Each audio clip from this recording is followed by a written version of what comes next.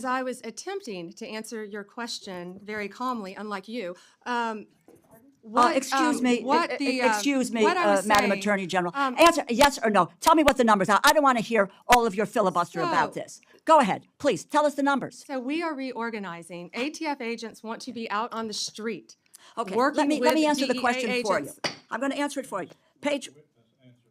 Mr. Chairman, you give me a certain amount of time, and I have a high respect for you, but I don't have to listen, nor do my colleagues have to listen to a filibuster when it's a simple question. But I have an answer to your question. The clash between Congresswoman Rosa DeLauro and the Attorney General reveals a deeper and more troubling debate about America's priorities when it comes to public safety.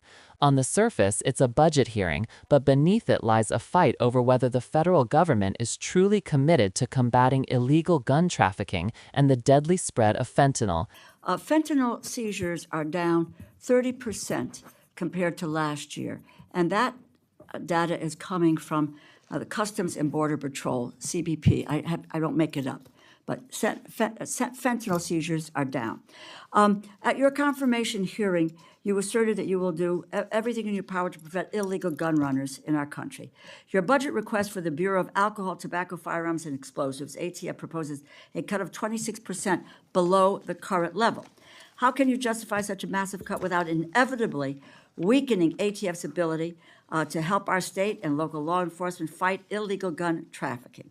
How many ATF law enforcement officers and industry operations investigators do you anticipate will be lost to attrition as a result of this funding reduction you're proposing?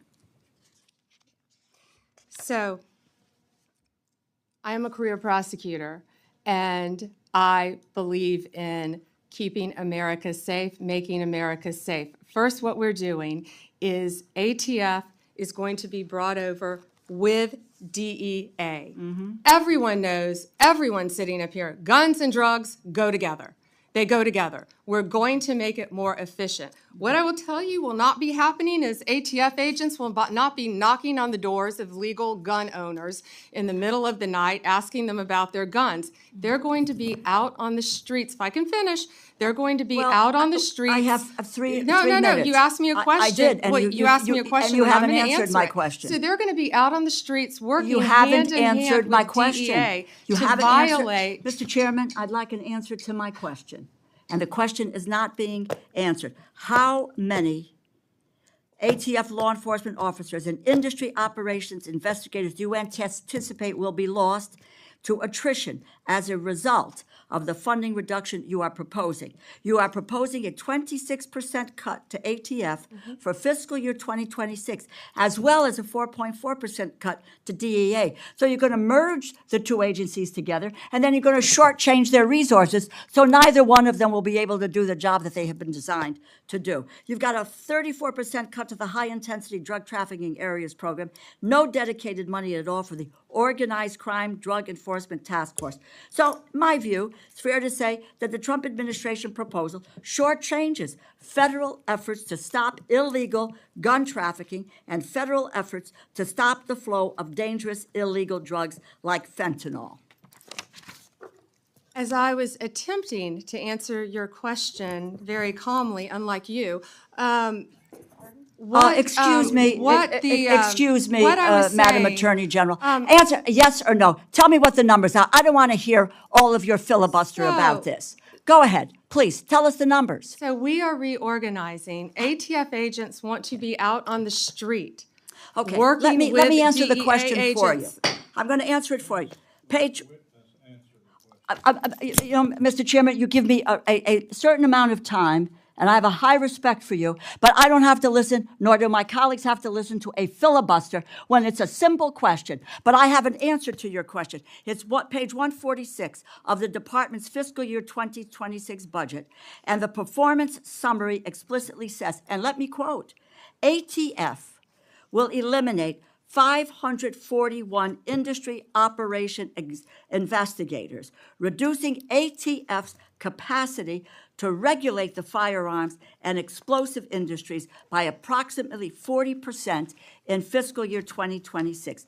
ATF will perform fewer regulatory inspections. And the department summary goes on to say, and let me quote, ATF anticipates a reduction of approximately 284 support personnel and 186 agents based on historical attrition patterns, and these personnel cuts will impact ATF across various functions, unquote.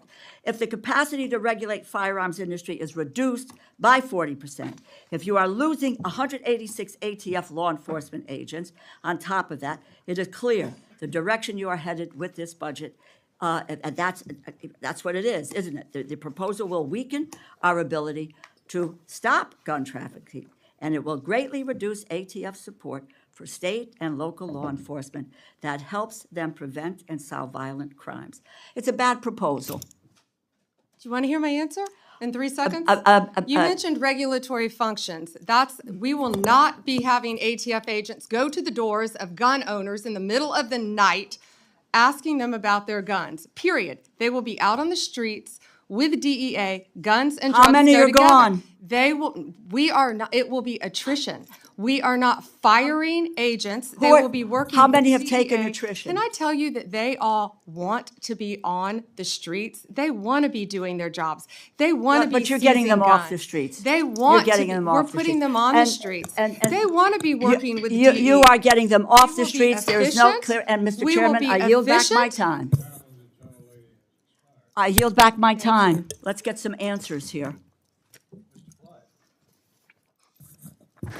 DeLauro came prepared with facts straight from the administration's own documents, exposing that the proposed cuts to the Bureau of Alcohol, Tobacco, Firearms, and Explosives, ATF, could slash its regulatory capacity by nearly 40%. That means fewer agents, fewer inspections, and fewer tools to fight illegal guns.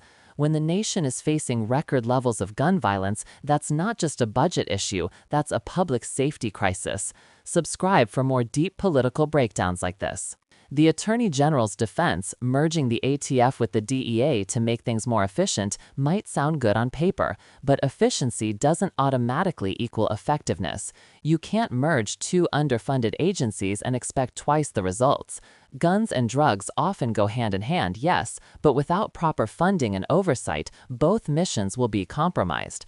Imagine tasking fewer people to handle a growing flood of both narcotics and illegal firearms. It's a recipe for chaos. The result is predictable: weaker law enforcement, slower response times, and more criminals slipping through the cracks. Subscribe if you want clear, fearless analysis that goes beyond the political noise. What stands out most here is how dismissively the Attorney General handled DeLauro's questioning. Instead of providing clear answers, she pivoted to emotional talking points about agents being out on the streets. But that completely sidesteps the math. If you're cutting over 180 agents and more than 500 investigators, there will be fewer people on the streets, not more. This isn't about defending legal gun owners, it's about ensuring law enforcement has the manpower to stop illegal guns before they reach our neighborhoods. Leadership means owning the numbers, not dodging them. Subscribe if you believe accountability should never be optional. This exchange highlights a fundamental divide in how different administrations view crime prevention. Do we invest in regulation and intelligence to stop problems before they escalate, or do we cut budgets and claim efficiency while communities pay the price? The data shows that both illegal gun trafficking and the fentanyl crisis thrive in environments where enforcement is underfunded. If the goal truly is to make America safer, stripping away resources from those fighting on the front lines is the last thing we should be doing.